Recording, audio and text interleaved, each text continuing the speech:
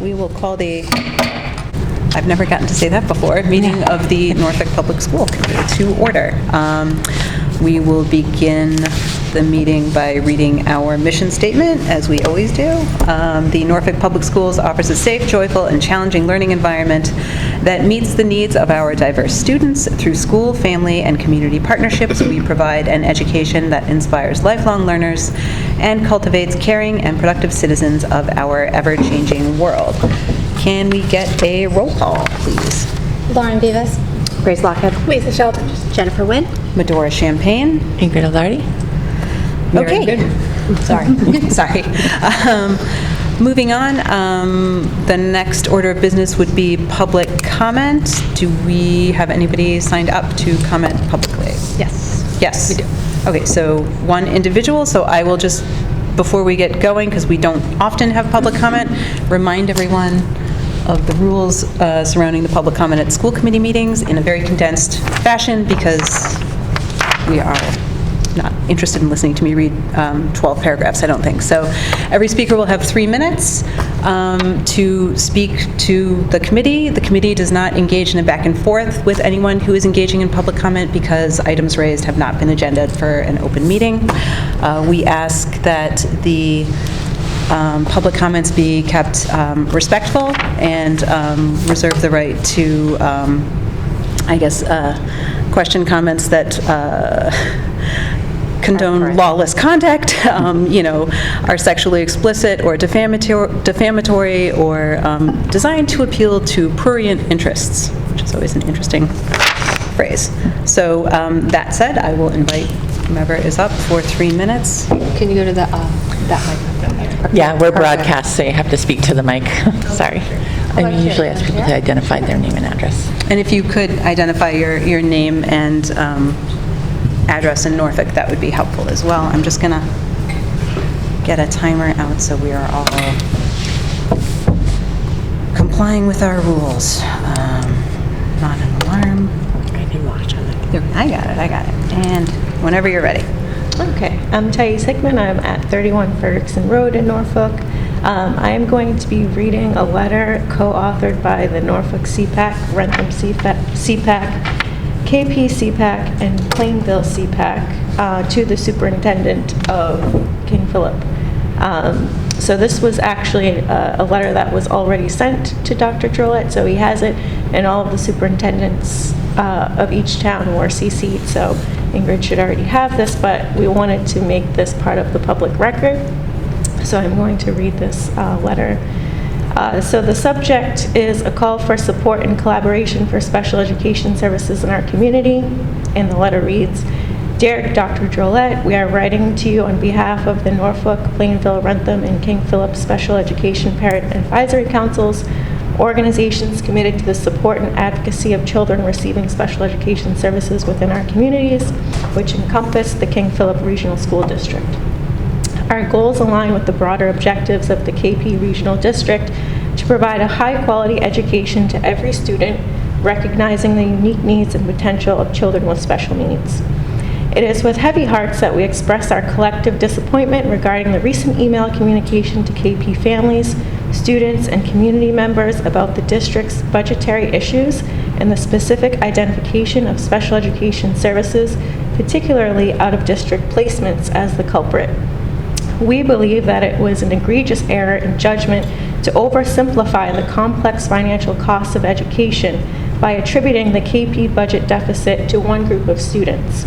Given the size and scope of the budget, there are undoubtedly many educational expenses that added financial stress which were omitted from the email. We understand that you did not aim for your email to be hurtful or offensive. We believe there was no malintent. However, we feel the email created space for an unintentional wave of discrimination because of the direct line of causation it placed on special education costs and upcoming budget cuts. Many of our children will be rising to the KP Regional School District if they are not already attending, and we want to offer our support to help address the issues raised in this email. Our concern is twofold. Firstly, the letter seemed to underscore the budgetary implications of providing special education without an equal emphasis on the intrinsic value and necessity of these services. While we appreciate your aim to be transparent and understand the significance of being fiscally responsible in managing a district's budget, we believe the financial aspect should never overshadow our moral and legal obligations to support every child's unique educational needs and their right to a free and appropriate public education. We want to be very clear that highlighting the special education community, specifically the most vulnerable of that population who are receiving out-of-placement services, come as a shock to the CPAC parents. The email placed a spotlight on a group of students and families that are already faced with extreme daily challenges and who may not have the voice or bandwidth to respond. The way in which the budget deficits were framed creates a natural opportunity for division and a sense of otherness for families and students with special needs. The tone of the email is not aligned with the inclusive and welcoming environment that our schools are meant to champion, nor does it reflect our community's values or the supportive environment we wish to foster for all of our children. Secondly, the identification of specific numbers of special education students requiring out-of-district placements raises significant concerns about confidentiality and the potential for these children and these families to be identified or targeted. In a community as closely knit as ours, even generalized data can lead to speculation and identification, creating an uncomfortable environment for those who are merely seeking the best possible education for their children. It is of critical importance that the district ensures the privacy, safety, and voice of this group. In closing, we would like to extend an invitation to you, Dr. Drolet, as well as other representatives from the KP district to engage in collaborative dialogue with the representatives from our CPACs. Our aim is to work together to find solutions that honor the needs of our special education community without the perception of compromising the district's financial health.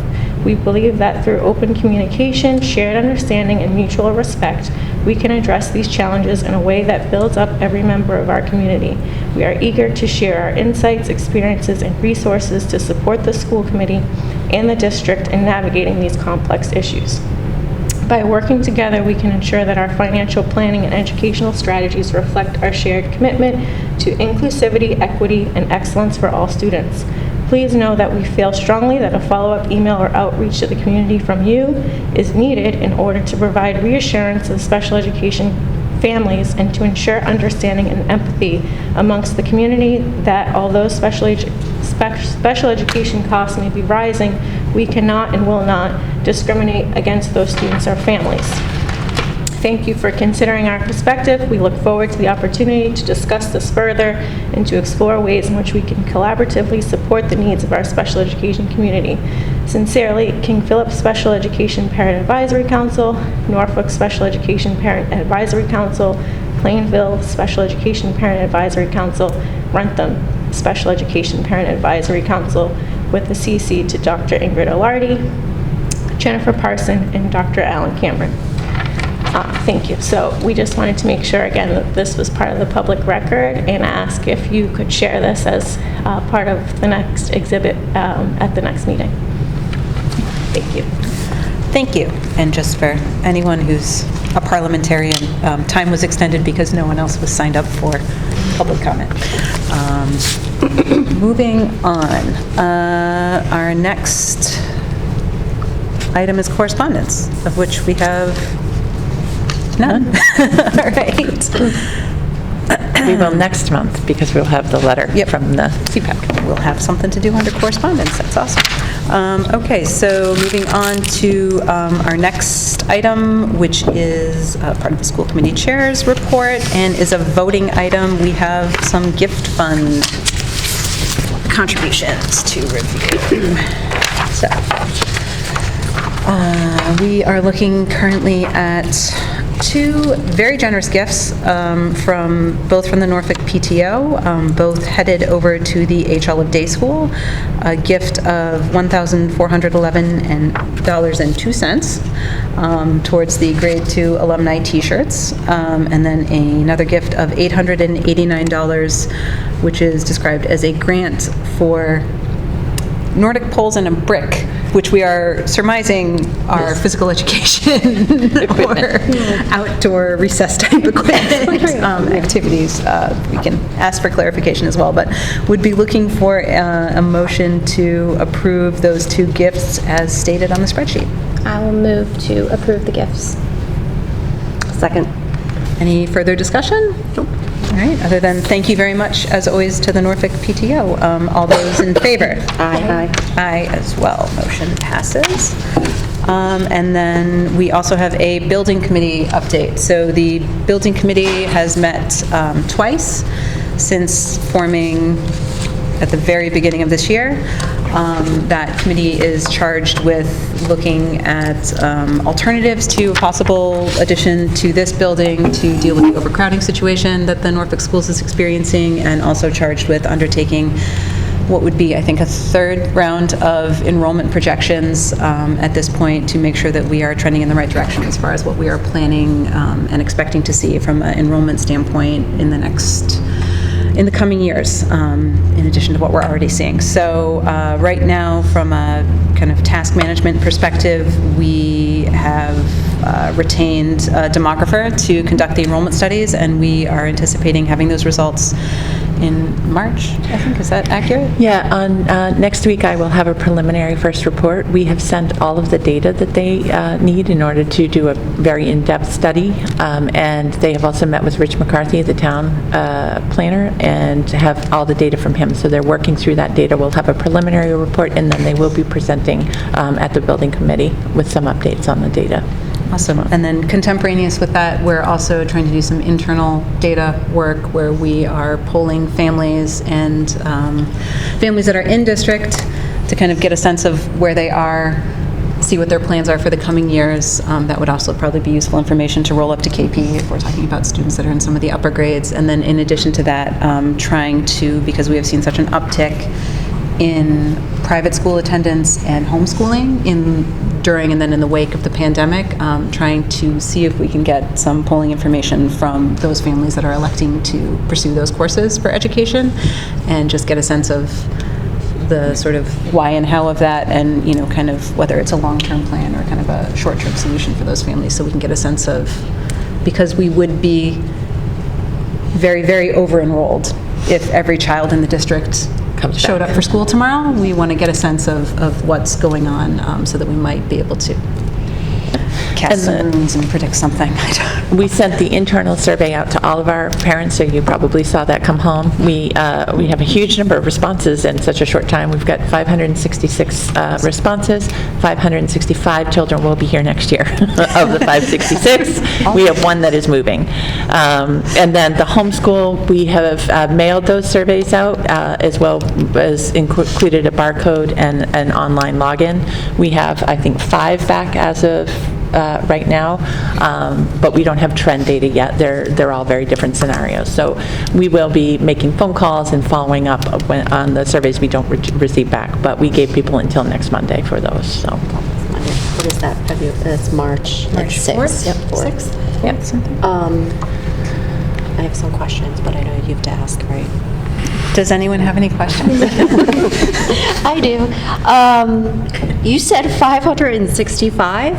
Yes, we don't have them all back yet, but we have 566 responses back from currently enrolled students. Oh, currently Yes. enrolled. Okay. And we were asking, are you planning to have your child return to Norfolk, Okay. or moving, considering another type of school? And then we're asking about transportation. Sorry. No problem. Okay, that makes sense. And then the homeschool, what do we have right now? 34 kids? Or No, we have, it's closer to 90 that are in between private schools, charter schools, homeschool, and that trend has gone up. It used to be in the 30s. Since the pandemic, we've seen an increase in that. And that's K through 6? Yes. No, that's okay. I was going to say, is that spread kind of evenly? Yeah, it is across spread grades? fairly evenly across the grades. Are you asking in the survey, I'm just thinking for KP, are you asking about whether or not they're returning for For KP? middle or high school, yes, we are. The enrollment studies, how often is that typically done in a school? I know we've done a couple more recently, but It's not necessarily done unless a district has concerns. It is a service that NESDEC provides to many school districts for a fee, or if you are a member of NESDEC. We contracted with them originally because we were concerned about growth. So there isn't a regularly scheduled plan for most districts in terms of enrollment projections. Some towns do those internally based on birth rates and home sales. We contracted with NESDEC because the demography in Norfolk was changing, and we had a lot of 40B projects happening, a lot of development. When you hire someone to do enrollment projections, they're usually most accurate in the first 3 years because the economy changes, market changes, real estate changes, inflation can really impact things. We did redo the NESDEC study in May of last year, which would have been 2 years after our initial one. We've done it 3 times actually with NESDEC, but we wanted to make sure the building study was tracking appropriately based on what we were expecting to see for new enrollment. The discussion that happened at the Springtown meeting and Falltown meeting was a concern about those numbers because we were starting to see, although the kids were coming to Norfolk, they weren't all enrolling with us, so there was some concern about whether that trend would continue. And so the decision was to hire a second demographer, an independent demographer, to do a new study to see if those 2 studies align. and when do you think those results will be in? We will have them all by the end of, it's a 6-week project and they're about 2 weeks in, so we will have them by the end of March. Thank you. Yeah, sure. Any other questions, comments, thoughts? Okie dokie. That's the end of me. Moving on to the superintendent's report. All right, so every year at this time, we have our fabulous Alicia Whitehead, our lead preschool teacher, and Dr. Tuffer here to talk to you about preschool programming and proposed fees for the 2025 school year. So we welcome you to come up and speak about the fees. You might have to bring a chair with you. Hi, everyone. Thanks for having us tonight. We love to come and talk a little bit about preschool programming. As you know, it's a tuition-based program. One of the things I just wanted to clarify was we had submitted a second exhibit because the first exhibit that we submitted had a tuition increase, but we sent a corrected version that just included no tuition increase. So anyhow, long story short, I'll reference this it's in front of us. So basically, our preschool program, why don't you talk a little bit about our preschool program, how we service 2 types of learners, and yeah. So, as you know, our preschool program, we serve preschool-age children from ages 3 to 5, and we're an integrated program, which means that we house children who are on IEPs, and we also do a lottery system for the peer partners in the classroom setting. Each year, we review our programming because first and foremost, we develop our programming to meet the needs of our students on IEPs. So we often shift the type of programming that we have from year to year in order to meet those needs. So in, this year, we increased our preschool program to an extra 3-year-old classroom, just because in previous years we had seen an increase in children transitioning from early intervention that needed a specialized program. But then when we looked at the numbers, it really wasn't as dramatic an increase as we anticipated. And also listening to the families of our program of students who will be accessing 4-year-old programs, the afternoon was a really tough program for parents to navigate with working schedules, daycare schedules. And so in the school year 22-23, we piloted what we refer to as a hybrid program for the 4-year-old students. So it had both a full days, half days, fully integrated, and sub-separate portioning. And it really was a wonderful program that met a lot of our students' needs. So moving forward to next year, we'd like to bring that hybrid program back. And, you know, unfortunately, we lose our third 3-year-old classroom, but, you know, for the students that we have now, that program will really. We saw a bubble and an increase in 3-year-olds over the past couple of years, and now what we're seeing is that that group of students transitioning and turning 4. So we feel like we have to increase our 4-year-old programs again to meet the needs of our special education students that are turning 4. So that's really the only change that we're proposing this year, is just to kind of revert back to that that hybrid model that will accommodate our 4-year-olds and give them a morning and an afternoon choice. Yeah. And so no increases, so that when you're looking at the tuition on the second page, Adrian's going to reprint tuition it, in but- parentheses is really the tuition that's currently in place for this school year.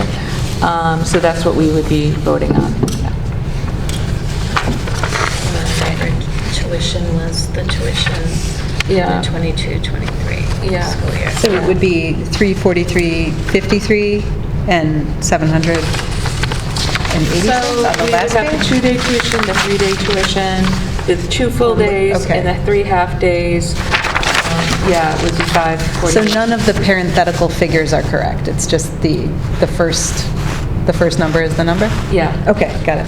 We're going to, No. last year, no, we're going to bring you the new numbers. The numbers in the parentheses reflect the increase that we voted in last year. Okay, so it's an Yeah. old table, I Yeah, understand yeah, now, that makes yeah. more sense. So that was, yeah. So you're voting on the numbers in the parentheses, yeah. But those numbers are the same as they were this year? It's not Those right. numbers are what, yeah, the Yes. tuition for 23-24, this current school year. Okay, Yeah. got it. So do we want to wait for the exhibits to vote, I think? I think you can wait. Adrian's just printing it so you can actually look at the revised. We did vote last year to raise the preschool tuition. We were struggling budget-wise, and when we did the assessment of looking at tuitions in neighboring districts, we were on the lower end, and so we made that adjustment. So the initial exhibit didn't have the new numbers that were voted. It was based on the old, so that's why it's been corrected. Can I ask a quick question? Well, Yep. just to clarify what you were saying, so like with the changes that are proposing, the 4-year-old classrooms are going to have enough spaces for the current, like nobody would have to drop out to satisfy it. Okay, I just wanted to. And that's in fact, you know, a real plus of our program, that if a student, a peer partner, enters into a 3-year-old program, they are guaranteed Yeah, a that's spot in the 4-year-old. Okay, good. Alicia and Nana, can you speak a little bit, because we're going to talk about this when we get to enrollments, to the preschool enrollment. It has been pretty constant, but what we've seen is growth on the wait list of the number of families looking to access. Yeah. Can you talk a little bit about that so the committee's aware? Sure. Do you want? Go ahead. Just that we have extensive wait lists. You know, for our 3-year-old programs, and I don't have the exact list in front of us, but I believe for this past year, before we started in August, we had probably 19 students for our 2-day program on a wait list. I think it was like 20 students on a wait list. So we can, you know, there are just extensive wait lists, as well as for our full day program. Yeah. That wait list, I believe, gets up to about 25. It does. There's And- enough for another classroom. All combined, we had almost 70 families on the wait list for the last few years, and while we'd love to accommodate, the space limitation at HOD is what's holding us back. We have nowhere to expand to, and so when we look at overall enrollment, the preschool population is definitely growing in Norfolk. When you look over 10 years, you'll see it's been at 62 for a long time. That's artificially capped because of space. So I think that's important to know, that it's a very reputable program. There's high demand in town, and we meet as many family needs as we can, but we aren't able to grow the program at the rate that it would need to keep up with demand in town.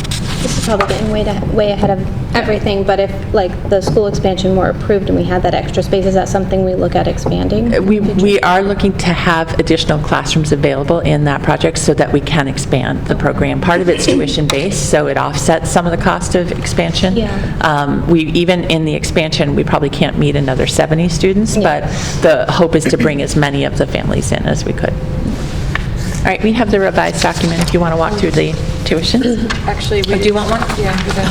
You can have mine, I have it up on my... All right, here we go. So why don't we just walk through the programming and the tuition application. So we currently have a 2-day, 3-year-old program and a 3-day, 3-year-old program in the morning. The 2-day program, you can see the monthly tuition rate along with the 3-day program. And then what we're proposing is the hybrid model, which is 2 full days and 3 half days for 4-year-olds with a 5-day tuition rate, okay? So it gives details at the bottom, but you can see that the full days are Monday and Wednesday, the half days are Tuesday, Thursday, and Friday, and then there are non-integrated times that just special education students are receiving services 2 days a week from 11:30 to 2:45. So that really gives us a time to really work on their goals and objectives in the IEP. And then there's a 5-day half-day program for 4-year-olds that's also very popular in addition to the full-day 5-day program for 4 and 5-year-olds with Mrs. Versbro. So you can see the tuition rates. And so when we calculate the rates, we calculate an hourly rate of like $6.67 an hour. That is what we approved last year, that little increase last year when you approved the tuition rates. Yeah. Anna, can you speak to the 2-day, half-day morning program? Yeah. Last year was at $158.81, and the new rate is $144. Are we decreasing the cost of that program?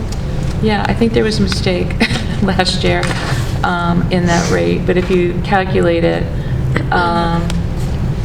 It's currently posted, I believe, at 1. yeah, it was posted at 144. Yeah. Thanks. This year you're dropping from 3 3-year-old classes to 2.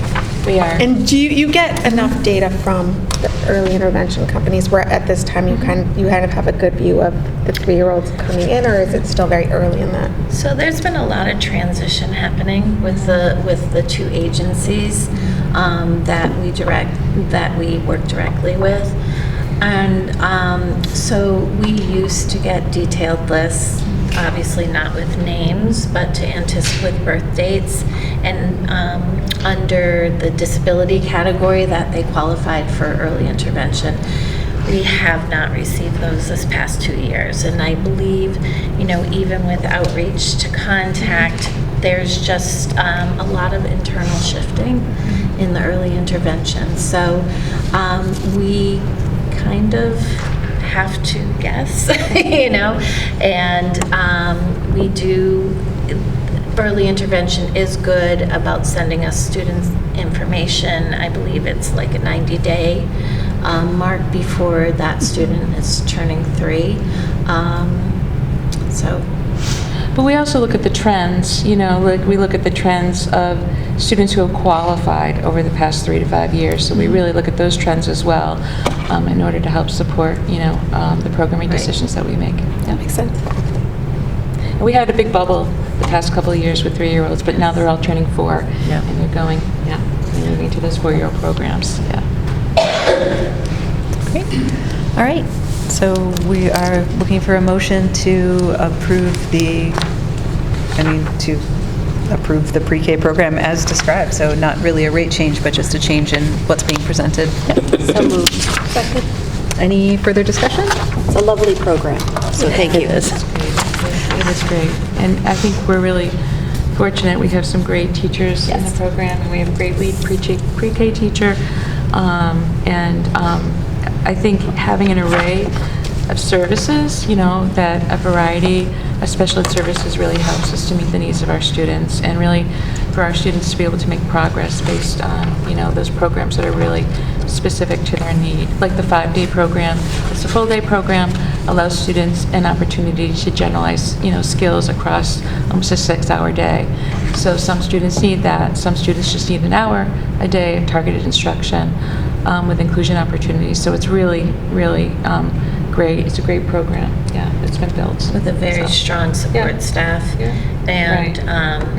Just touting our speech and language therapists, our occupational therapists, our BCBA, as well as the specialized resource teachers and our global developmental delay program. Yeah. So, That's great. We do actually have to vote, though, still. So all those in favor? We can keep talking if you want. And I always invite you guys in to come see it, so we'd love to see you.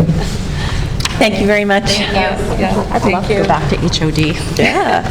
Find out what those Nordic goals are. Great. I'll go look for them. The next item on our agenda for tonight is a presentation on, or a discussion of the preliminary budget.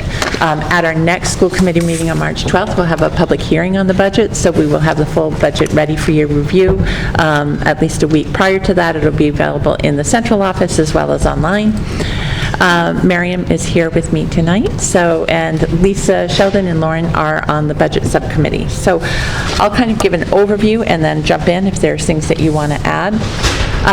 It was, I would say, probably the hardest budget that we've developed since I've been here in 13 years. The revenue projections and picture on the town side are not strong, and as you've already heard, the regional school system is looking at some significant budget cuts, as we are as well.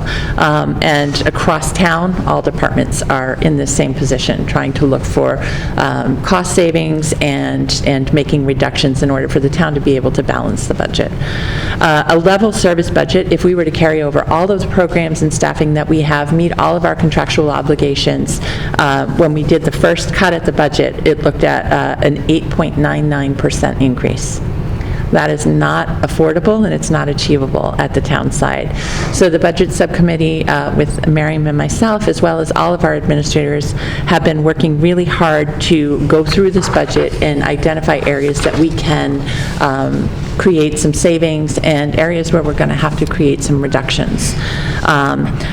In doing that, we have really prioritized trying to protect the instructional core, keeping our class size within the policy limits of the school that has been established by the school committee, really looking at our instructional needs and how we can make sure that we're meeting those, and again, protecting those core programs. What we will be presenting to you next week, or in 2 weeks on the 12th, is a significantly reduced budget. The budget request will be a 4% increase, although we are going to be asking you to consider applying $125,000 from our Special Education Stabilization Fund to offset some costs within the Special Education Department, which will lead the overall budget increase, if you vote to move forward with that, at 3.17. What that budget proposal will let us do is to meet all of our contractual obligations for salary increases. We are budgeting a 2% COLA for all of our non-union staff. So for us, non-union staff would be our paraprofessional staff, our food service staff, our facilities and custodial staff, clerical staff, and anybody with an individual contract, so administrators, assistant principals. So 2% for non-union staff. Also, as we've talked about, we have a critical need to adopt a new ELA program. We are in our second year. We have done a comprehensive review. We were ready to bring forward a recommendation last spring for a new curriculum adoption for ELA, and because of the revenue picture on the town side, we deferred that by a year, but we really have to move that forward at this point. We're starting to see gaps in our student achievement scores. We are not remaining competitive with other districts, and we're not serving our students well by not keeping up with changing times and new data and new research on best practices in literacy instruction. So this budget partially funds the new ELA adoption. The new ELA adoption will be about $250,000. We are only incorporating in this budget about half of that. We are intending to move forward with a full adoption. What we are trying to do is close the additional gap we've instituted a budget freeze as of February 1st. We are only approving critical spending right now. We're hoping to generate some savings in this budget that we will allow us to pre-purchase some of those materials. We are also actively pursuing grant funding to close the balance. We have had some conversations with the town about whether this could be eligible for a capital item or capital process. Now, they don't do capital items, and they don't vote on that until October, until the fall town meeting.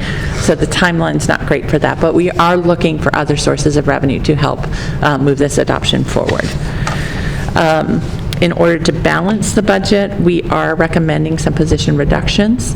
It nets to about 5.4 positions that we will be eliminating, and a 0.5 position, we are going to be charging some of the custodial salaries from each of the buildings into the food service revolving account because they support the cafeteria program for a portion of their day. Beyond that, we are looking, as I mentioned, we will be looking to see if the school committee would be willing to access $125,000 from the stabilization funds to offset some costs in that department. We are also, we did have an additional unbudgeted retirement that came in late, so that generated some savings for us. We have, I think on the next page, Miriam, do you want to walk through what the major categories of expenses are, and then we can talk to Sure, happy take to do questions? So in terms of our major expenses, you can see right at the top what our total operating budget is right now, $15,086,615. From there, we look at our salaries, which is the majority of your budget. Your Unit A salaries are looking at an increase of roughly $433,000 with steps and lanes based on the contract, as well as longevity and the retirements and resignations. Everyone else, as Dr. Alardi indicated, is projected at a 2% increase unless there's a specific contract in place. So your total expenses for salaries carried forward overall is $619,956. That's about a 4.1% increase overall. The other things that will impact that increase are the use of one-time funds from a tuition account for non-resident students from Rentham and Plainville that have come into the district. Those districts paid us during that course of the year. They paid tuition for their students to attend, so we're utilizing that funding to offset the next year's budget. That's use of one-time funds. We also have the reductions that Dr. Alardi just spoke to you about, and so overall your salary obligations are increasing by 1.42%. I can talk to the supplies and services if you want. Sure. So the supplies and services that are going up, your ELA curriculum adoption, as we just spoke about. There are some departments that are going down. You can see that in facilities, in central office are going down in terms of increases based on principal requests and shifts within their budget. They might have reduced lines in one area to fund items in another area. The Kennedy School, Freeman Kennedy going up roughly $13,700. HOD going up roughly $6,077. Technology department, which includes, I believe, an additional photocopier, is $8,740. Our transportation expenses, we'll talk about a little bit later in the meeting, but right now they're anticipated to go up roughly $34,000 between regular education, big yellow buses, and specialized transportation vans. And then our special education budget is increasing $309,134 based on the needs of the programs for out-of-district tuitions and the other needs associated with special education costs. Those costs are being offset by circuit breaker funds, which is an annual reimbursement for tuitions that are in excess of the State Department's threshold. We anticipate that will be offset by just under $90,000 next year. And then you see the line for the one-time special ed stabilization fund with your approval on that. So your supplies in total are going up 1.75%, for a total increase to this budget of $478,465, which is 3.17%. Happy to answer any questions you might have. How much money is in the special education stabilization account right now? 250,000, sorry. No, that's great, 250,000. And what did we start with when we funded it? a few years ago? 250. We have never and it doesn't show at all. It just sits No, there waiting. it's funding that we set aside, recognizing that costs vary and students' needs vary, and we wanted to be sure that we were able to respond in a timely way to the needs of new students that might enter the district. So we established that. It was funded by surplus funding at the end of the fiscal year that both the town and schools had. It was put into the stabilization.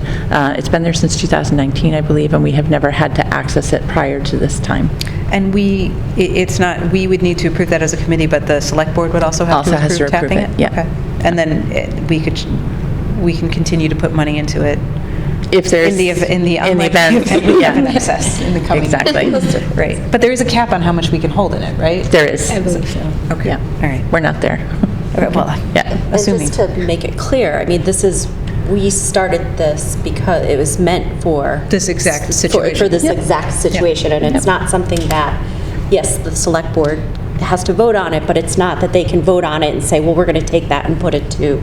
This No, is it for- is designed to be designed for for this. special education costs only. Make sure we put it out there. Transportation, tuition Yeah, services. This is what it's designed for. Yep. It's not like... Yep. Yeah. Well, I mean, if we're getting into it, we used to carry additional money, like a placeholder in the budget, and we stopped doing that once this was established. So it worked to the town's benefit as well, I think. Yep. Yep. Okay. I have a question. Oh, You have a question. What is a one-time, and it's in big capital letters, one-time use of non-resident tuition funds? Yeah, so at one point, you brought in students from Rentham and Plainville who were serviced in Norfolk special education programs, and those districts paid a tuition to attend those programs. The total amount in that account right now is $108,537. That is what is being applied. That's a one-time funds. Once it's spent, it's gone. You don't have it anymore, and that account would then be zeroed out. So that's important to know, because next year you'll walk into the building, the budget process without that money available to you. And I think we have, for a long time, had a partnership with Rentham and Plainville. Each of the districts has unique programs that we design around the students that we currently have to make sure that we're responsive to student needs. We have, at times, accessed a program that might be housed in Rentham or Plainville for some of our students, because we want to make sure that students are receiving appropriate education, that there's a strong peer group, and we also try to place students within the three districts because they eventually all feed the middle school. So it's better socially, and it's better financially, but primarily we try to keep kids in their homeschool district. And again, since they partner and they merge to KP, we've often provided services for Rentham or Plainville, or vice versa, as needed to meet the needs of unique profile students. Do we have students currently? This year, no. No, this year, no. Okay. And that funding is special education funding and needs to be reinvested in special education. Okay. No, I So that will be totally going to offset the cost of some programs. Oh, thank you. I was just going to say, just to reiterate as part of the budget subcommittee, how tough the budget was, and thank Ingrid and Miriam for, creative, I would use the word great, but great's not a great word, solutions to, balance this and come in with an appropriate budget that we propose to the town to hopefully get it approved. And I did want to speak to the reductions, because we will be talking about those at the next meeting. It's 5.8 positions. 0.5 of that is the custodial position that we are not eliminating, but are transferring and charging to food service for next fiscal year. We are recommending eliminating the technology integration specialist at the H. Olive Day School. That position will have to be restructured. We'll have one tech integration specialist district-wide, and we will have to restructure what that program looks like in order to provide equitable and appropriate services from K to 6. We also are not going to fill a math specialist position at the Freeman Kennedy. We have a teacher retiring. That position will be filled with a paraprofessional, and our math program will need to be restructured. The library program will be affected. We will be recommending reducing the assistants in both libraries. There are going to be 2.3 other paraprofessional positions eliminated, and another 0.3 professional position that we are is still working through. None of these are easy cuts to make. They're painful. They are definitely going to impact some of our programs. Again, we try to apply all of the non-recurring one-time revenue that we had in order to achieve a budget that was affordable and that the town could effectively meet. But there's nowhere else for us to go at this point. Our enrollment continues to trend up. We are just within the policy size of class limits across all the grades. We made significant cuts every year for the past 5 years to the expense lines. The overall expense is only 6% of our total budget. Everything else is fixed costs, transportation, salaries. So there's really not a lot of place you can look. And we had to reduce almost $800,000. And even with the $800,000 reduction that we've made, this town is still almost $900,000 short of balancing the budget. So I think it's really important that as we talk about the budget publicly, as we present, this is not sustainable. We have got to look as a town at alternate sources of bringing revenue in. We're going to be in a really tough spot next year. I mean, we are balancing with 5.8 positions eliminated and $250,000 of non-recurring revenue. And again, it will affect programs going forward. So I just wanted everybody to be aware of the situation. Again, we tried to protect the integrity of instructional programs and class sizes. The library will have to go back to using volunteers, and it will impact instruction when we don't have volunteers available. But this is the best solution that we could come up with, and that's where we are at this point. We'll have a public hearing on the 12th, and after that, we'll present the budget or the recommended budget to the advisory board. So happy to take questions or discuss. I just want to say the cuts were very painful to make, for sure, but we also think that having a strong partnership with the town is so important. When we've talked to Justin, and he is also on board with working together collaboratively, so using the one-time expenses is not ideal. We're fortunate those funds are there so we can fund it this year and have the services we need, but as Ingrid said, this is not sustainable, and we have to figure something out because we're not going to be able to do this in perpetuity. Yeah, when I came in last year, it was the same thing. I heard, oh, this is the worst budget ever, and then this year it's like more cuts, and it's going to start to, I mean, it is starting to affect, but it is going to start to like really cut into core things too, so it's a shame. Are you replacing the person who's retiring, or are you just not fulfilling that position? It will be replaced with a paraprofessional support staff versus a licensed math specialist. And then the whole department will have to restructure to balance supports across K to 6 with the remaining staff. And just so you know, I will be presenting the budget to both buildings. All the staff members who are impacted by these cuts have been notified, so they're all aware. And then we will be discussing this at the HLF Day Monday morning and Thursday at the Freeman Kennedy with staff prior to the public hearing. Any further questions on? Just to say thank you all for an enviable task. This is my first year not being on the budget subcommittee, and I was not by design. I did not know this was going to happen. But I think, to reiterate, I think what everyone has been saying, I just, even looking at this from a purely objective standpoint, reducing any positions at a time when enrollment is increasing is not the right move for sound educational programming. Doing that in the wake of a pandemic when we still haven't seen a return to pre-pandemic performance levels, and we still have a lot of students that are struggling to recoup learning loss, and crowded classrooms, and reducing tech support and integration positions doesn't seem like the right move in today's tech-heavy educational environment. So I know that no one wants to do any of this, and I appreciate that the town wants to work collaboratively, but I think that we have always tried to take a long view financially. Yeah. That is why the stabilization fund exists, and it is now going to be gone by 50%. And we would need a budget surplus to recoup those funds. So half of that money is gone. I'm glad that we set it aside when we did. And I'm glad that the town was supportive of that, and the meeting voted to approve, the creation of the fund. But it is a highly specialized fund that can only be accessed in certain situations, and it is not going to solve all of our woes. It is going to help with a very important aspect of our programming.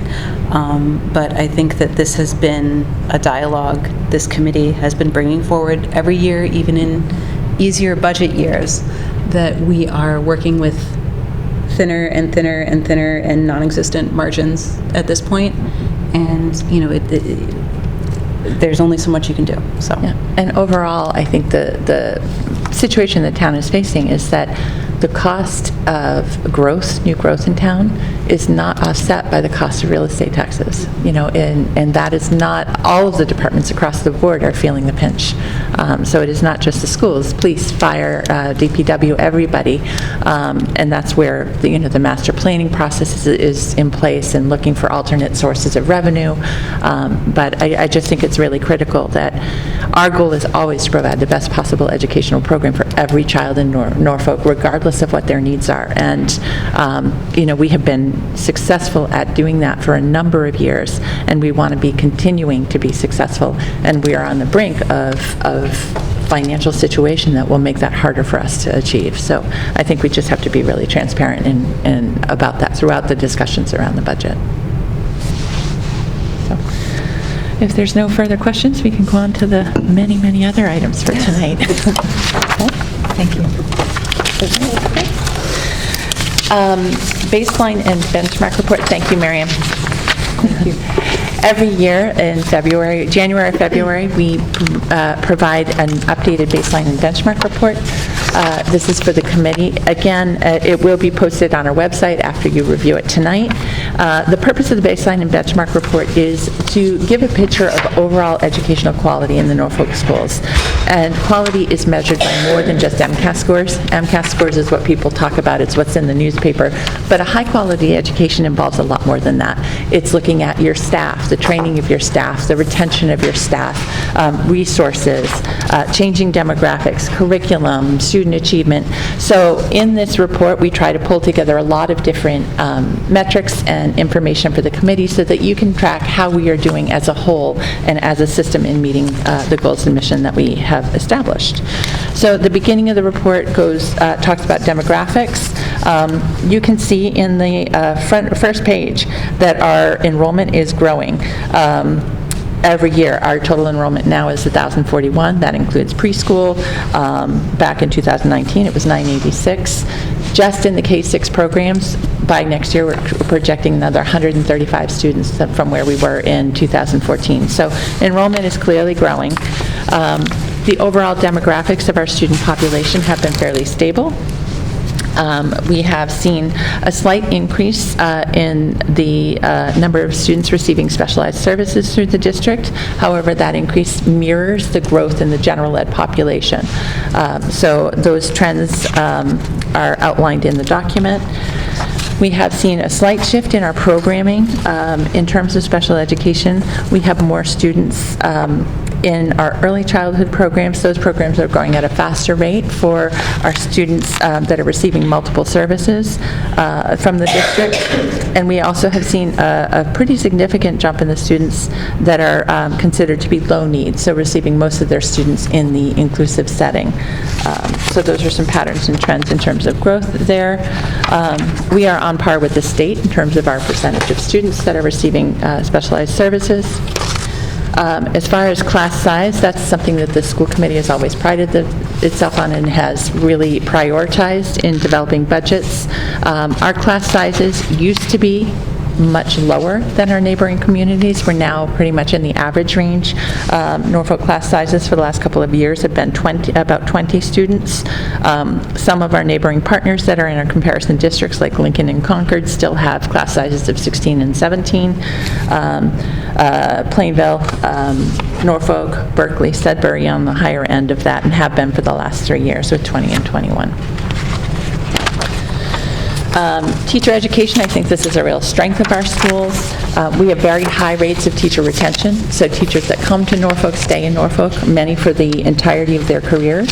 Our overall teacher retention rate is among the highest of our comparison districts at 94.3. Most of the teachers that have left the district have left because of family moves or childcare reasons, things like that, but most will come and stay. Also, 100% of our teachers are fully licensed in all the areas that they teach. 91% of Norfolk teachers have advanced degrees, and 54.8% have been with us for over 10 years. So we have a very skilled and strong teaching staff. Student attendance, this is really interesting. The state has seen a significant increase in student absenteeism since the pandemic. It's a statewide issue. There's a lot of grant funding and things going on around improving attendance. Our attendance has changed. We've seen an increase in the number of students that are absent more than 10 days. However, when you look at our comparison districts, Norfolk attendance is better than most. So it's still an area that we have room to grow. When we did some looking at that data in a disaggregated way, we did see that there were some populations of students that that were absent more frequently than others. Low-income students as a subgroup. Let me just go back to that data. Low-income students, special education students, and English language learners. All three of those subgroups were more represented in the chronically absent category. So as a district, we're trying to unpack that data and looking at what we can put in place to provide greater outreach and support to families to improve overall attendance and to find out what those barriers are that are impacting that. Per pupil price comparisons, again, this is per pupil spending. Again, this is not a surprise to this committee. We share this data every year when we talk about the budget. But of all of the comparison communities, and these are comparison communities that the Department of Ed establishes for Norfolk, primarily because they are K-6 or K-8 districts. And when you're talking about looking at per pupil costs, middle schools, high schools typically are higher because they have athletic programs, after-school programs, generally more administrative staff. So these are only K-6 and K-8 districts. Norfolk is second to the bottom for per pupil spending, with the only district spending less being Berkeley. Plainville spends about, my math isn't great, but about $1,400 more per student than Norfolk, and Rentham significantly above that. So that's the per pupil data and the costs. Also, we have in here the achievement data. You can see that our ELA scores, the benchmark assessment, so it's both district measures as well as the state achievement measures. The benchmark assessment, which we use for reading, you'll see our students, the majority of students on the end of year BAS are meeting or exceeding grade level expectations. That instrument compared to the Acadience end-of-year assessment data, Acadience shows that a smaller percentage or students aren't doing as well on that assessment as they are on the benchmark assessment. It is new. We're getting used to this assessment, but the students, fewer students are scoring in meets and exceeds on that than they are in the benchmark assessment. We are seeing, in terms of our MCAS scores, around 2019, prior to COVID, which is not in this report, we had about 68% of our students meeting and exceeding the end-of-year benchmark on the MCAS assessments. That dropped after COVID, and it has not fully recovered. We're closer to about 55% of students meeting and exceeding. So you can see what that looks like across the grade levels. Mathematics, again, we are seeing some growth in mathematics performance, although we are not back to where we were pre-pandemic in math either. So we, as I mentioned earlier, have just completed the ELA program review. We are anticipating adopting and rolling out a new program next year. One of the components that we are really looking to strengthen is the phonics phonemic awareness word study component. The committee's done an excellent job of that, and we're down to 2 programs. You'll be hearing more about that. We have a goal around closing the achievement gap. We are finding that our students with disabilities are not performing as well as our general education population in the area of literacy. So part of the next steps for us are really looking at the supplemental materials and the specialized programs that we're using to support students with learning disabilities in developing reading skills. And we are looking to see how well those marry and align with the current general ed curriculum, and how rigorous and how effective they are in promoting academic achievement and growth. I'm trying to go through this overall fairly quickly. Happy to take questions at the end. So again, I think overall, we are continuing to provide a strong, high-quality education in Norfolk that meets the needs of all of our students. We have some significant work to do in terms of addressing and improving achievement gaps in literacy and in strengthening the overall ELA curriculum. Next year, we're scheduled for a math review, and we'll be looking at the mathematics program and comparing it to what high-yield districts are using right now, what the research is recommending, and we'll be making recommendations aligned with that review next year. So happy to take any questions. Again, this will be available to the public online. It's a lot of information, but hopefully it gives a better picture than just the single metric of MCAS on how we're doing overall. I have a question. Yeah. The attendance data. So almost a third of the students are absent more than 10 days? Yeah, and that's different since COVID. And that almost 8% that is absent 10% or more, is that part of that prior Yes, demographic? they Okay, probably so count that's, all twice, right, so yeah. it's not, there's not 40% of students that are, okay, all right. I just wanted to make sure I understood that correctly. Do we have any idea what's going on with 5th grade? With what? 5th grade? 5th grade. They're like trending way below in both, I wrote down math and then we got to English and they're way below there too. Is it just the age they were during COVID and trying to catch up? Or? It could be part of that, but also the 5th grade state data is lower than some of the other grades, so it can also be the test sometimes is more challenging. Didn't we change the test a couple years ago? I think They change the test every year and they recirculate items, but we look at our performance compared to last year, but we also look at the state. So some years, the whole state goes down, you question whether it was those trend lines. Yeah. Yeah, but we are looking at that as well. It's significant. And this, what is demarcated as the 5th grade here is this year's 6th grade? We're like a year behind? Yes, this is Okay, last all right, year's got it. data. Okay. Yeah. Any other questions on the benchmark report? Sorry, I'm going to Yeah, jump no, back go to ahead. absences. Do we know, because I know when you put in dismissal manager, you have to say why. Obviously, you can say whatever you want, but do we track, is it more illness-based, like if somebody has COVID or wants to isolate, like? So some of the longer absences when students are out for 4 or 5 days is COVID, stomach flu, things like that. So we do track that, but we are seeing It's gone up so significantly, but. Yeah, we're seeing more people out. Now, I can't say, are people keeping kids home when they're, how do I say this correctly? In the past, your child has a headache, sometimes you send them to school. Are people keeping their child home as a precaution because of COVID and other things? That's what I'm. So maybe being more cautious in whether they send kids to school. Right. That could be part of it. The other thing is that a lot of the circumstances have changed for a lot of families, so a lot more parents are working at home and can keep children home. People had remote learning, which I know nobody loved, but have experiences and things that they can offer students when they're traveling, things like that.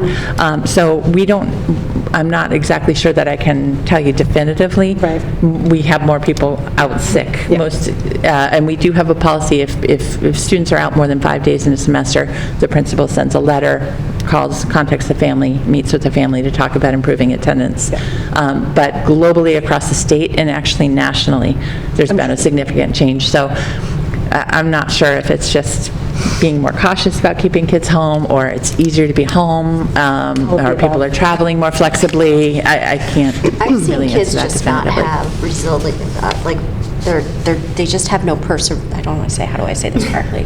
The perseverance of attending school all day, for some of them, they wake up and they're like, like they're tired, you know? It's like They don't routine wanna- fatigue? Yeah, I think from COVID, like, you know how you'd get up and you roll out of bed and you'd turn on the computer, at least at the middle school, we see like more sporadic. Those kids like, I don't feel like going to school today. I think it makes sense with more people working at Google home, that like Classroom. before you would be That's like, my you got to go because I got to go to Right. work, I can't find care for you, and now it's, Right. I think you know, that's okay, definitely well, changed. let's take the day off and see if it gets worse or if it gets better. So. Now, if a family were to go on vacation, would you contact the parent if they were out of school for We more? do, and we let Even them if you know. let them? Yeah, we do let them know. Send you an Um, email saying they're visiting their grandparents? I mean, we have an obligation to let people know that, because a lot of the learning experiences in school can't be made up. I know, You I know, we know. have I know. collaborative work groups, things like that. So we do notify parents. You know, parents still have the option of choosing to travel, but we do let people know if they're more than 5 days out, regardless. I'm going to address that to my husband. Because he's only 2 weeks. I'm not getting in the middle of that, but. Any other questions on the baseline? Just the 2 different reading tests, and you kind of see we have some good scores for the Fontes and Pinnell Yep. test, while the Acadian scores seem much lower. Is that because the Acadians is more the phonics based, and those were the gaps you were talking about? Well, it's or- also a brand-new assessment, so we're getting used to administering it, and kids are getting used to taking it. So sometimes when you have a new assessment, you see an initial decline. That's only been in place for a year. Okay. But it does measure slightly different things. The BAS is a measure of reading comprehension, and there's more other word and early literacy skills assessed in the Acadians. And then the Acadians is mostly phonics, or? Both. It just measures early literacy skills. Yeah, broadly. Okay. All right, strategic plan. So in October, we brought the overview of the strategic plan to the school committee, which identified all of our key objectives under each of the strategic goals that were voted and adopted. And I had shared with you at that time that we would be developing action plan maps for each of the objectives for each phase. And we are in the process of finalizing action maps for phase 1. I brought a few of them for you to review and approve tonight, rather than bringing them all at once, because that would be a very long meeting. But in your packet, you have the action maps. First, for the objective around reviewing and updating all school and district emergency plans. That's going to be a multi-year effort, but you can see some of the things that we outlined in that. This is a project that's underway. The first piece was around providing threat assessment training for all our district mental health staff, and identifying and developing research-based practices for assessing threats at school. Also, we providing professional staff development for all of our mental health staff that would be engaged in conducting those threat assessments. We also were working with other regional partners and local agencies to increase access to outside mental health services for our students and families. Going through all of our current emergency plans and protocols and comparing them to local and federal research and new data and new model policies to see where we were strong and where we might need to develop additional resources and tools. Then to update all our current protocols to be consistent with those best practices. We also recognized in looking at our emergency practices that there's some more rare situations that we didn't have established protocols for. For example, severe weather emergencies like tornadoes, hurricanes, things like that. So we wanted to develop protocols for all of those to make sure they were covered in the comprehensive crisis plan. We then took the new plans to meet to a meeting and met with the police, fire, and our school SROs to have them review the plans with us and give us critical feedback, and then publish and distribute the new plans to all staff. In the next phase, what we're also working with is we had our crisis response team develop a list of resources and tools for when we have a critical incident. Unfortunately, we had a situation last week where we pulled together the team on the weekend to gather information, make sure we had connections with families who might need supplemental services. So we wanted to have all of those resources housed in one place so that they were easily accessible in the case of an emergency. We also have virtual training for anybody that is newly hired to the district, and they have to go through this virtual training, and part of that is understanding all the district emergency response and protocols. So that's subs, bus drivers, anybody new onboarded. So we need to update that to reflect any new protocols or procedures. We will recommend next year, again, doing a full lockdown emergency evacuation training with a partner of Synergy Solutions who's come in before. They work with Metrolec, and they will send a team of officers to observe our response to different situations and provide feedback. The other thing that we need to do is to now do the Massachusetts State Police Chiefs worked together in a task force last year, and they published a school security paper and recommended practices, and part of that is an evaluation of your physical building and campus. We've done that a few years ago, but we want to do it again with these new guidelines to identify anything that we might want to think about differently or shift or reinforce. So that is the action map for the emergency plan review. Is there any questions on that one, or does that feel? You'll see there's a column at the end that says progress.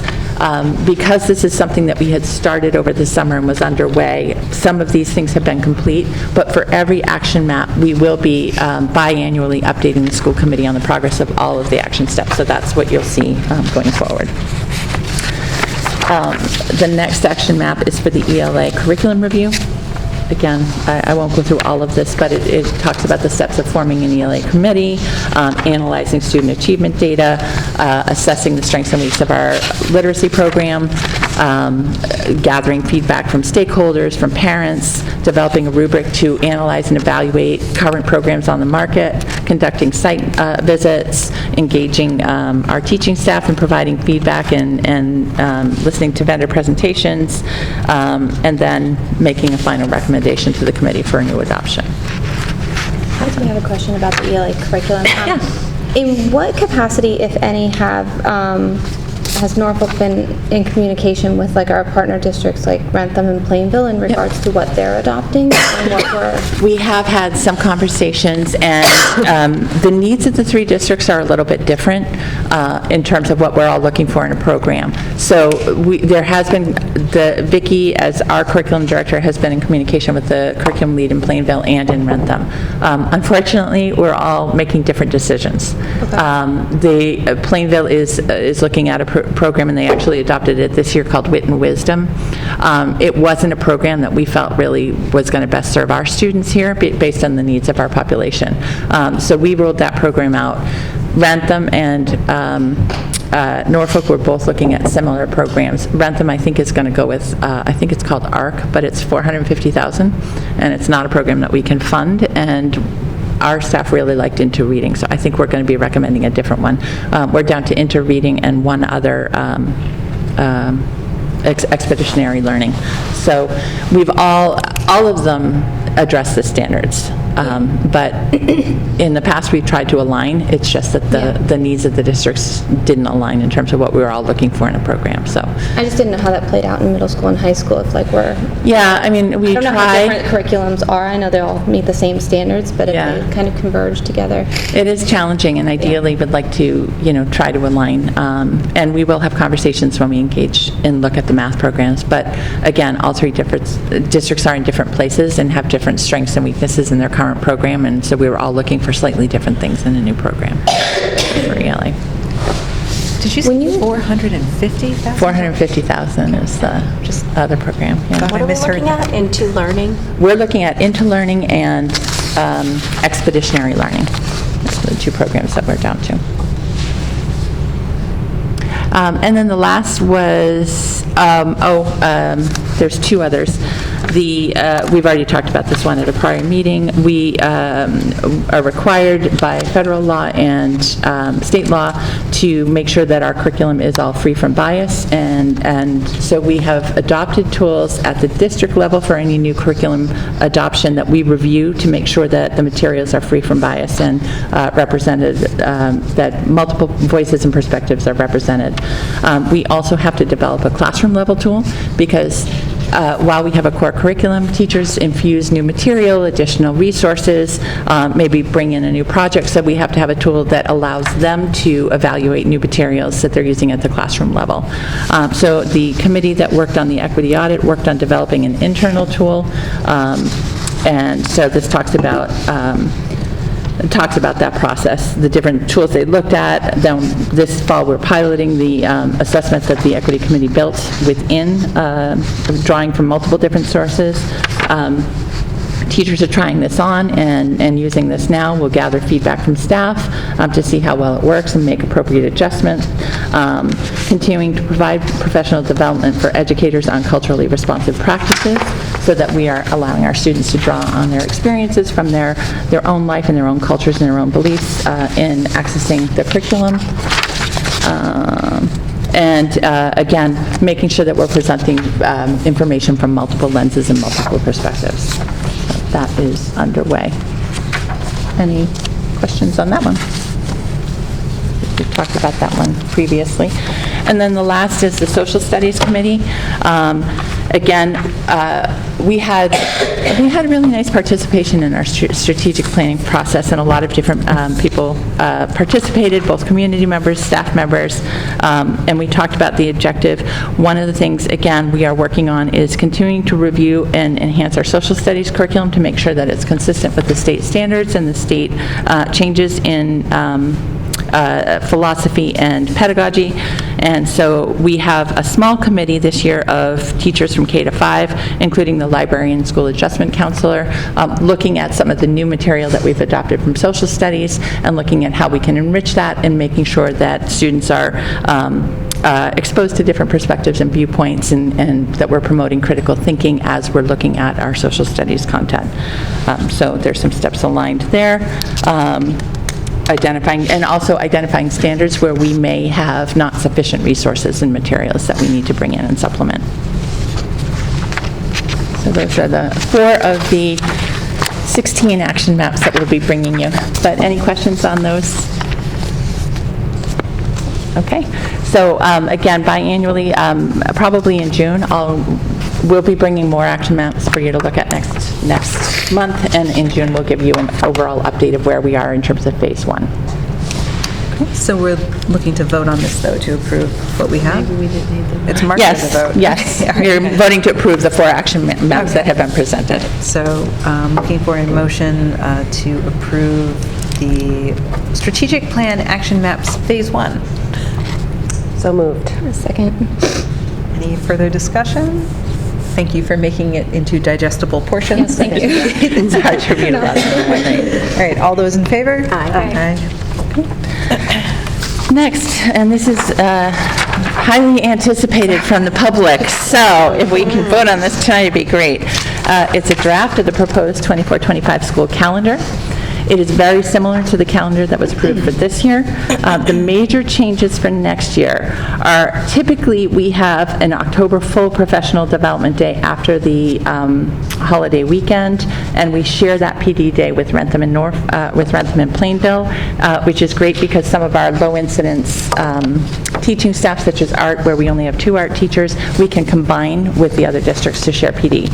However, next year, we are going to shift that PD day to September 3rd. This is not a fan favorite. I'm going to acknowledge that up front. It's really brutal to start school and then have a really long weekend. However, it's the state primary, and we can't have school when we have a major election like that, so just for safety and security. So we're recommending September 3rd be a full-day PD, and then November 5th is the election day, so that will be our other full PD day. With this calendar, the last day of school would be June 13th, with snow dates of June 16th to the 23rd. Other than that, it's pretty much aligned with what you have in our current calendar. And kindergarten still does that first week, like, kind of Staggered. Yep, the okay. first day of school, the kids come with their parents. The second day, half the class comes. The third day, half the class comes, and then the following So they would really week kind of they'll be come. starting after the long weekend anyway. Yeah. Ingrid, does kindergarten get out early? They do. They do. A Should we couple of have days. that on the calendar? Did we not put that the last day of kindergarten? Just Yeah, for parents that we are should new. have it, so we'll figure it out and bring it back to you. Yeah, we'll add that. Any other questions? I'm just curious, and this is one you'll never please everyone, because... You will not, I'm sure. Just and there's some half-days, and then some full days. Is there just a way of thinking about that? Like, some people would prefer all full days, some people would prefer most half-days, so are you doing the middle of the road with that, or is it just... No, so right now, it's... we don't probably even have enough of professional development. We have 2 full days that don't impact students because they're not part of the 180 mandatory days. You have to have school through lunch for it to count as one of the 180 days. So if we make it a full day, then you have to add that day on the end. And it's also driven by this is also part of the teacher contract. So there's 4 half days plus 2 full days.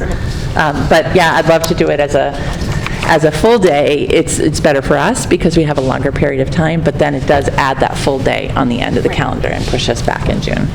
So the other thing with a lot of the half-days, we do try to collaborate and coordinate these with Rentham, Plainville, and King Philip so that we can share PD again. So some of our half-days are aligned with those other district calendars. I know in the past, I think actually parents brought it to school committee asking if we could make all of our half-days aligned with KP for childcare purposes. Unfortunately, we can't, and they actually have more in their calendar than we have. We try to align where we could, but we weren't able to do that across the board. So if we could have a motion and a vote to approve the calendar, that would be great.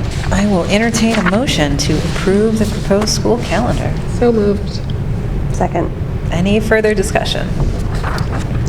All those in favor? Aye. Aye. Quarterly bullying report by policy. I notify the committee of any reports that we have had or allegations of bullying and the results of investigations. This quarter, which ended on February 1st, there were no discipline issues or reports of bullying at the H. Olive Day School. There were 2 reports received at the Freeman. Both of those were investigated in accordance with the Bullying Prevention and Intervention Plan, and neither of them met the criteria for bullying. So appropriate disciplinary consequences were put in place according to the Code of Conduct, and we continue to provide comprehensive instruction in anti-bullying and social-emotional learning through Open Circle and through our second step curriculums. Any questions on that one? The positive thing is we have seen this trending down. During COVID, it was trending up, and we're seeing it go the other direction, so that's a positive. So this overlaps a little bit with what Mariam mentioned earlier in terms of transportation. So we are currently at the end of a 3-year contract for transportation with Holmes. We are budgeting an estimated increase for the new transportation contract. We are right now in the process of investigating legally whether we can negotiate a 1-year extension to this contract. It is permissible under Mass law. It is not reflected in our current specs, so we're just trying to find out if that's an option for us, rather than putting it out to rebid, because we think there'd be cost savings if we're able to negotiate an extension versus bidding a new contract. So we're looking into that. As we are going through that process, one of the things that we are trying to do is determine, do we need the number of buses that we currently have? We pay our transportation costs, I think it's, no, I shouldn't quote, but I think it's around $45,000 per bus per year. So if we don't need a bus, that generates savings. So what we are doing is we sent that survey out to all of our families. If we don't get a response, we will be calling people. We're asking people to register if they intend to have their child access school-based transportation. We know there are some families that never will because the kids are in before and after school SAC, so we don't have to hold a seat on the bus. We will leave a few open seats on each route so that if parents' circumstances change or, work arrangements change and they need to access, we would accommodate that. But what we're trying to do is see if we can get away with just the 15 buses. This year we added a 16th. Holmes was funding it on their own, but I can't imagine that's going to continue. So we didn't budget for an extra bus, so we're hoping with the transportation survey that we will be able to streamline routes a little bit and keep within the buses that we have. I will say that of that survey that I mentioned earlier, we have 566 responses, and 30 families have already said they do not need transportation. So that's we still have another half the district to hear from, but I'm hopeful that we'll be able to make that work. And again, I think this data that we're gathering will also be helpful for the building project and looking at enrollment patterns and what we're expecting for next year. Any questions on that one? No, we're just blessed to have the Holmes as a bus company. Yeah, They've been consistently wonderful to work with, since I've been on the committee. Yep, they have been. Wonderful. And they're the only company that ever bids our bus contracts, even if we do go to bids. So, last thing are my proposed goals for the school committee. So I am proposing new 2-year goals, and let me see. I'll talk through them quickly. I know you've had them in your packet. Happy to answer any questions. The first goal that I am recommending is to conduct a comprehensive review of our district technology program. So like we did in ELA review, as you heard tonight, we're eliminating a position. I think we need to take a broad look at our technology program as a whole and develop an updated vision for technology in the schools. We also have many things coming down the pike with AI and other cybersecurity that we need to relook at how we're educating and preparing our students for. So we really want to look at best practices in the field. Action steps to create a tech steering committee, look at current research and best practices, develop a survey so we can hear from parents, conduct a gap analysis looking at the new digital literacy standards. What are we doing well? Where do we need to expand? We also want to look at, anytime we do a curriculum review, we look at what our neighborhood schools, what our comp schools are doing, and then we look at schools that are high performing, and because we want to learn from people that are really ahead of the curve with this. What are you doing that we could learn from? So looking at data from high performing districts. We also really need to think about developing a clear definition of what constitutes screen time. So, and how much screen time should students have at each grade level. Primarily our tech integration at the lower grades is engineering based, so design using Kiva planks, things like that. But we really need to develop a district plan for what should that look like across all grades. So that's something that would be included in there. We want to hear from our staff members about what they need for professional development, and what their perspective on this, what the scope and sequence should look like, and then bring a final report to the school committee. So that's the technology goal. Any questions on that one? Sorry. Yeah. I know you already said it, but with No, that's the fine. elimination of the tech role, Yeah. it just seems prudent to underscore the fact that if we find gaps, we're going to have less ability to fill those gaps. We And are. it's just, an important call out because we're likely going to have to fill that position at some point. If we want to We close the gaps. certainly hope, as the budget situation hopefully improves, or the town generates an alternate plan to bring in more revenue, the positions that we are eliminating would be our first priority for restorations. It's just, I had no questions about it, and then I heard that, and I was like, oh. Yep, exactly. The second goal is around enriching and strengthening the culture and climate of Norfolk Public Schools to make sure we're providing safe, inclusive learning environments that are responsive to the behavioral and emotional health needs of students and that promote respect and a sense of belonging for all children and families. As we talked about in the strategic plan, one of the things that as a district we want to do is to really look at our behavior programs and our positive behavior incentive programs. So how we are approaching discipline and how we are creating positive opportunities for students to share successes and build community and connection. So we want to look at the district approach to student discipline to think about whether or not implementing a PBIS system, a formal one, district-wide, would be a positive thing for us to do. As you know, Freeman Kennedy's piloting a discipline program this year with the Feathers and the Falcon. That's very much aligned with the PBIS philosophy. H. Olive Day is doing something similar. They're using kindness coins, but do we need a district-wide coordinated program? Will be something we look at. We want to have a behavioral health committee with representatives from different grade levels and departments. In the strategic plan, it talked about how we really want to also reach out to local providers to see what resources they could bring in for us. We want to look at our student discipline data, as we talked about and when we did the equity report. We have some disparities in that. We see more of our special ed students receiving special education supports and more male students being subject to formal discipline. So we need to think about what we can do differently and preventatively to re-engage students more successfully. Again, if we decide a new behavioral health program needs to be implemented, I'd be bringing the recommendation to the school committee. We also want to make sure that we're providing appropriate professional development for our staff in recognizing and responding to changing needs of students. And we are also looking at implementing a peer leadership mentoring program that's also referenced in the strategic plan to promote inclusion and increase understanding and appreciation for difference. And then the last is working on establishing that school community working group around equity.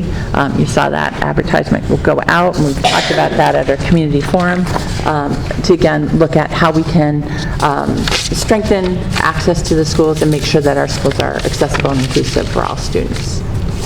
So that's goal 2. Any questions on that one? I could tell you at KP Middle School, they have a peer inclusion mentor program. My daughter was bummed because there wasn't enough room. She's like, oh, I want to do it, but I guess so. My only thing is if you can make it as big as possible, that would be great, because I think there's a lot of kids that would like to be part of it. So. Goal 3 I won't go into in depth because I mapped it out in the action map, but it's to review and update all of the school emergency procedures. Goal 4 is, again, this is around the building project, working with the building committee to do the updated demographic and feasibility study, exploring the modular solutions, and being able to bring forward a final recommendation for addressing the educational space needs of the town. And there's action steps outlined there. And then the last is a student learning goal that Vicki and I are going to work on together with Dr. Tupper, and it's improving overall student achievement in ELA. As I mentioned today, our scores were stronger pre-COVID. They are not where we want them to be, and we are also looking at achievement gaps between our special education students and our general education students in ELA. So I'm looking to work with Vicki and with our staff to implement the new program, also refine our data practices in terms of looking at interventions, strengthen our NEST process, and look to see an overall increase of 4% more students scoring in meets and needs on the spring MCAS coming forward. So those are the proposed goals. Happy to answer any questions that you may have on any of those or provide more detail on anything that you would like to see. Again, they're 2-year goals. We're not going to fix the ELA by spring, so this is a 2-year goal. And hopefully the new program will help. Will will help, definitely. So that I do need a vote on. Oh, It's not next marked on. next time. Yes. You don't want to can throw digest anything those, more on there? You don't think want to about them. keep it here? No, I think that's going to keep me busy. Right. Good, that's it for me tonight, and I'll turn it back to you, Medora. All right, so committee reports. Jen, Yes. what's been going on over at KP? KP, lots of stuff going on. The big thing that's, we are dedicating a performing arts wing, the name to a former band director that is beloved at King Philip, Michael Keogh. And so that's very exciting that they're going to be dedicating a wing to him. And Dr. Susan Hall is a STEM teacher at KP Middle School, and she was just named Boston Bruins February Teacher of the Month. She's a 7th grade STEM, science, technology, engineering, and more teacher. That doesn't matter anymore, that one. And they are also working on their strategic planning. And they, the superintendent and the KP High School principal attended a 2-day training titled Addressing Hate in School Sports, so talking about that, because unfortunately there's been not just, it's been everywhere, that there's been some hateful things going on in sports. What's the word I want to look for? Unsportsmanlike? That's it, unsportsmanlike behavior. So they want to address that, and they had the athletic directors attend as well. So the big thing is the budget. So we are in quite as many districts across the state are having some major budget issues. We've had a decrease in state aid. We also had a number of some monies that weren't exactly put into the budget that should have been there. So when they realized that they had to pay all this stuff, they had to take money out of the E&D, which is the extra money that we have on hand from, it's like a revenue. So that will cover some of it for the line items that were not put in the budget. And so we are looking at layoffs between 10 and 15 teachers. They're going to try their best to minimize impact on the classroom, but some teachers will be cut. They are not renewing. We have 7 teachers retiring, and they are not replacing those teachers.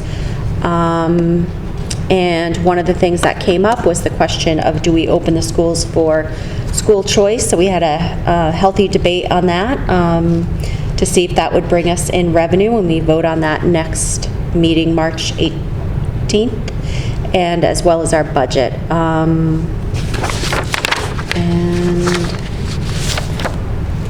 And I think that is it. Lots of fun stuff happening with the jazz ensemble and music and sports, basketball.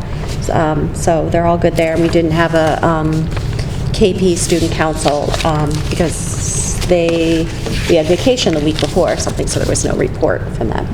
So I think that's it. Okay. Moving on to policy. This is an easy one because it's just the reclassification that MASC is our provider that supports us in policy revisions, and they reorganized some policies, and they're recommending moving the reconsideration of instructional resources from IIAE to IJR so that it is classified with curriculum materials. So That's the only change. Moving It's a an current existing policy. thing, They're it's just moving one book from Yeah, over so there putting to it where over it belongs, there. reshelving it in the right place in the library, kind of thing. Thank you for that intro. I would entertain a motion to approve the reclassification of the referenced policy. I'll move to approve the change of the reclassification. May I get a second? I'll second. Any further discussion? All those in favor? Aye. Aye. Awesome. Okay. We're on the back side of the page. We're almost there, guys. These are always fun. We're going to look at a school partner renewal for the Norfolk Parent Teachers Organization, the PTO. So they have, I'm sure we are all aware of the amazing work that the PTO does in this school, and we just recently approved some gifts from them earlier in our agenda this evening. So some curriculum enhancements that they're proposing are, the world of jump roping, puppet show performances, Discovery Museum of Acton field trips or workshops, I think those are, right? They come into the school, Living Things Wildlife program, all sorts of cool stuff, art with all sorts of interesting learning experiences and fun stuff for the kids to be doing, Scholastic Book Fair, the Friends Directory, Spiritware sales, bake sales at the open houses, the Color Fun Run, Bingo Night, Trivia Night, the Coin Wars, Grace's favorite. My babies. So obviously they do a tremendous amount, and we are lucky to have had them as partners for so many years. So I would be looking for a motion to approve the renewal of the school partnership with the PTO. So moved. Second. Any further discussion? Other than thank you all to everyone who volunteers their time to make these things happen, because you guys are amazing. So all those in favor? Aye. And then we have a set of minutes. So the January 16th school committee meeting that I was not at. I was not at either, so I will have to abstain. So from someone who was there, I would entertain a motion to approve these minutes. So moved. A second. Any further discussion? All right, all those in favor? Aye. Motion passes. Wonderful. And then looking at our next meeting date, which would be March 12th. March Not 12th for that the far away. public hearing on the budget. Public hearing on the budget. How does that work? It'll be in the cafeteria in case we have a massive audience, like we always do, just to be prepared. For the viewing public, you can zoom in on me, Kim. For the viewing public, never ever have there been more than 10 people in attendance in the audience at an annual budget hearing for the Norfolk Public Schools. It would just make my day if we could get An audience. into the double digits. It would be fantastic. It is an important meeting. It is important information. I am making light of it now, but the budget is becoming an increasingly meaningful issue for the local school district, and the coming years are going to be challenging, and it is important to remain informed about how we are funding the education of the students that are attending our schools. So please come. That's all. Public service announcement. That said, I believe that concludes our business. It does. I will entertain a motion to adjourn. Move to adjourn. Second. Any further discussion? All those in favor? Aye. Aye. Wonderful. We're done.